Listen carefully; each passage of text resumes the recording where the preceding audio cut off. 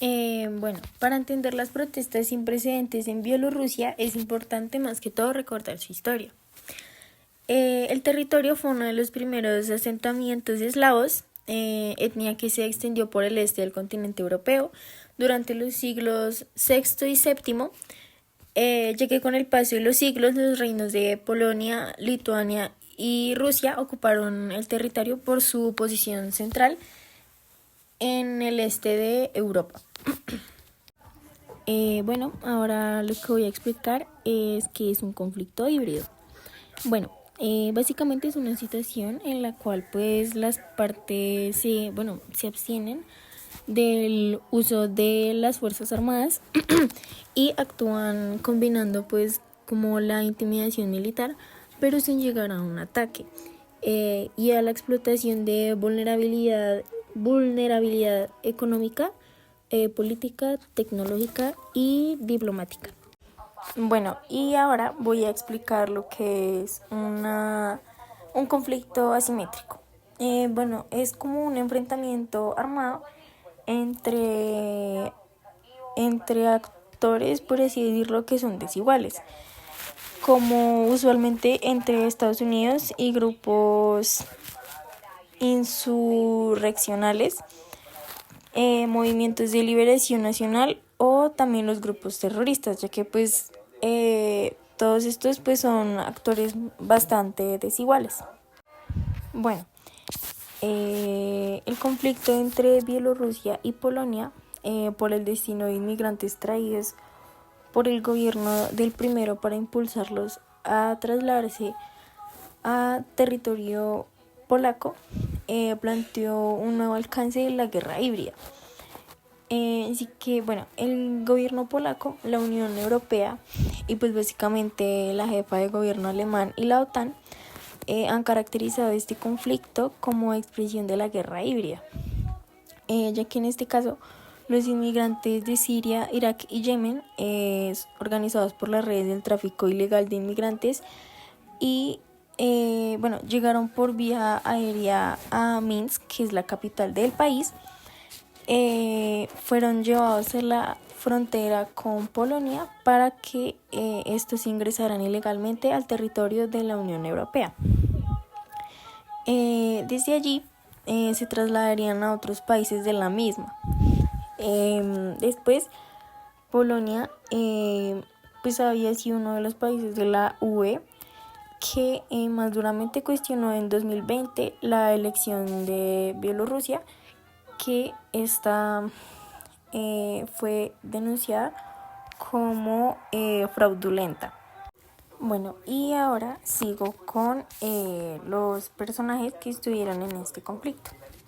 Bueno, primero fue Alexander Lukashenko, que fue el presidente de Bielorrusia desde 1994 y fue reelegido en las elecciones de 2020 con un supuesto de 80% de los votos. Luego está Svetlana Tikhanovskaya, que fue el líder de la oposición bielorrusa y candidata presidencial en las elecciones de 2020. De terceras tenemos a Sergei Tikhanovsky, que fue activista, bloguero y opositor al régimen de Lukashenko. Este fue arrestado en 2020 mientras hacía campaña en contra del gobierno, lo que impulsó a la esposa de él, que era Svetlana Tikhanovskaya, a presentarse como candidata en su lugar.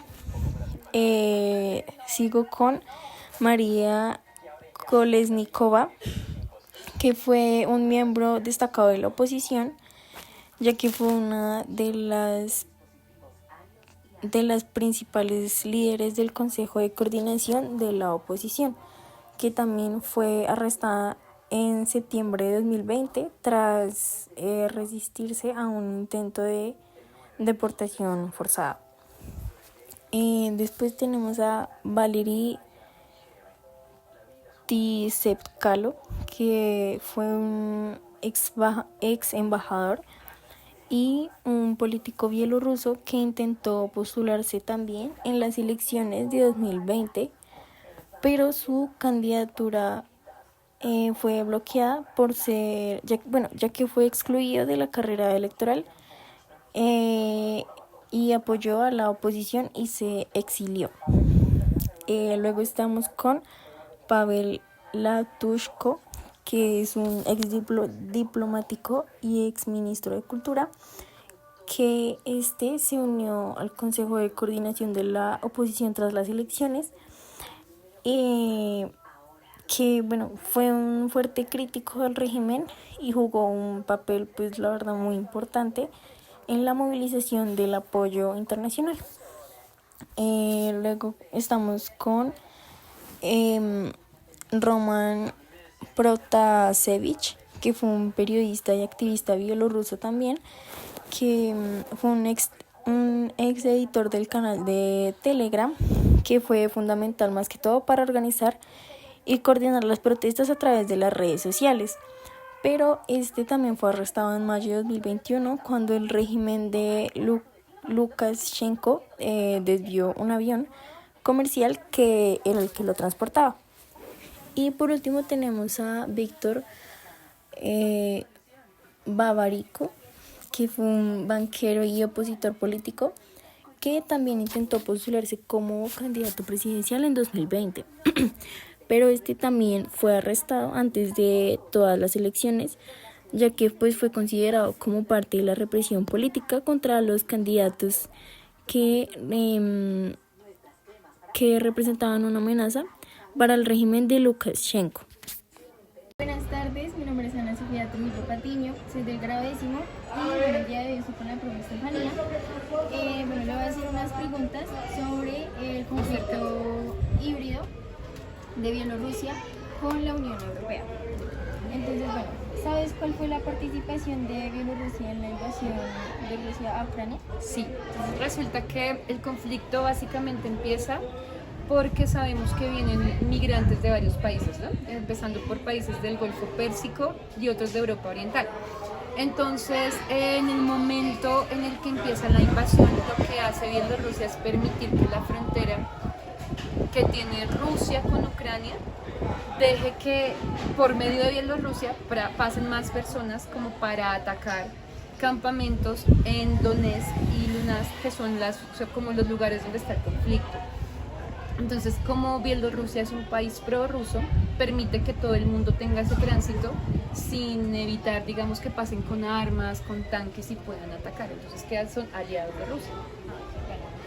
Y la última pregunta es que si sabes por qué llegaron migrantes de Polonia, Letonia y Lituania. Bueno, entonces resulta que muchas de esas personas llegan a Bielorrusia porque Bielorrusia no hace parte de la Unión Europea, ¿cierto? Resulta que la Unión Europea tiene como ciertas restricciones para personas que hacen parte de los países de la Unión Europea, sobre todo en temas legales. Entonces, al suceder este panorama, lo que sucede es que ellos hacen como una inmigración ilegal para escapar de ciertas cosas o conflictos que pueden tener por ser parte de la Unión Europea. Pero también llegan como refugiados de alguna manera porque,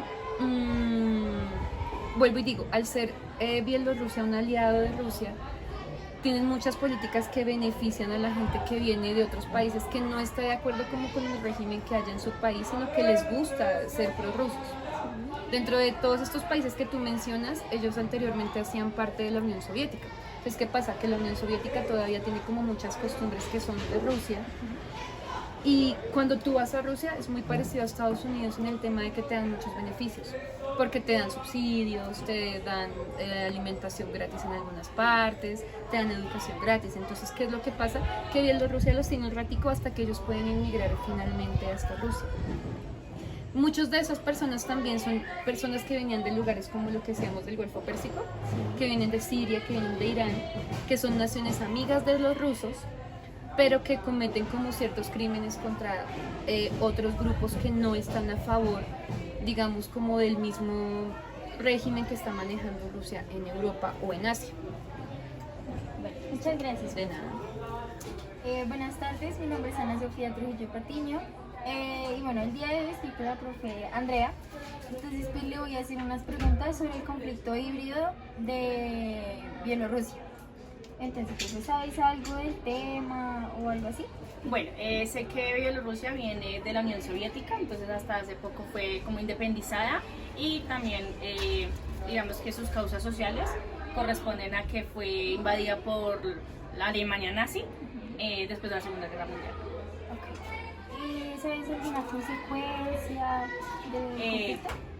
Sí, tengo entendido que tiene inconvenientes en cuestiones políticas, ya que manejan una jerarquía desde los nazis, y además porque es un país que está luchando como con su independencia y tratando de obtener sus propias raíces culturales. ¿Sabes algo más? Sé también que depende totalmente del petróleo de Rusia, entonces por lo tanto tiene una demanda económica de este país. Vale, muchas gracias, profe. Buenas tardes, mi nombre es Ana Sofía Trujillo Patiño, soy del grado décimo y el día de hoy estoy con la profesora Laura Velandia. Bueno, entonces le voy a hacer unas preguntas sobre el conflicto de Bielorrusia con la Unión Europea. Bueno, profe, ¿tienes algún conocimiento sobre el conflicto? Sí, pues mi conocimiento no es muy amplio acerca del conflicto. La verdad, lo que sé es que en alrededor del 2020-2021 comenzaron a llegar bastantes migrantes de África y Medio Oriente a Bielorrusia con la promesa de que desde allí podrían entrar con facilidad a la Unión Europea. Ahora se reportaron demasiados migrantes en la Unión Europea y pues la Unión Europea comenzó a decirle a Bielorrusia que ellos estaban usando a estos migrantes como básicamente como carne de cañón para instigar las medidas restrictivas de las fronteras de la Unión Europea. Eso es más o menos lo que tengo en mi cabeza en el momento. ¿Qué opinión tienes sobre el conflicto? Bueno, siento que la opinión que tengo no, pero eso lo pueden ir. A lo que voy es, yo creo que este tipo de conflictos son mucho más complicados de lo que uno cree. Siento que sí creo que Bielorrusia usa a los migrantes como carne de cañón o como manera de instigar a las fronteras restrictivas de la Unión Europea. Sin embargo, también pienso que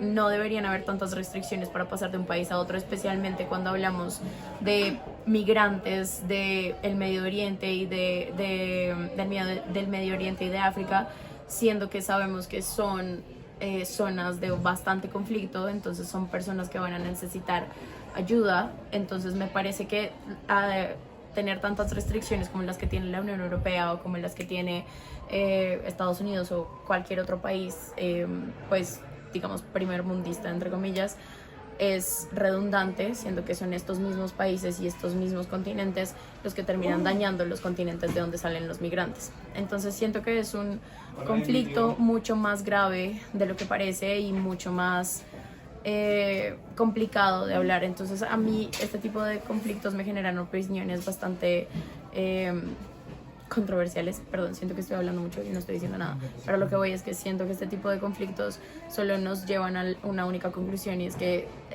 fronteras no deberían existir, fronteras tan restrictivas, especialmente en países y continentes que se encargan de dañar a otros países y a otros continentes, y de ahí es donde terminan los migrantes y se termina como en una situación cíclica en la que se espera que no hayan migrantes, pero al mismo tiempo se siguen dañando los países de esos migrantes. No sé si me expliqué. Sí, sí. Ok. Eso es todo. Ok, muchas gracias. Vale. Muchas Perdón, gracias. siento que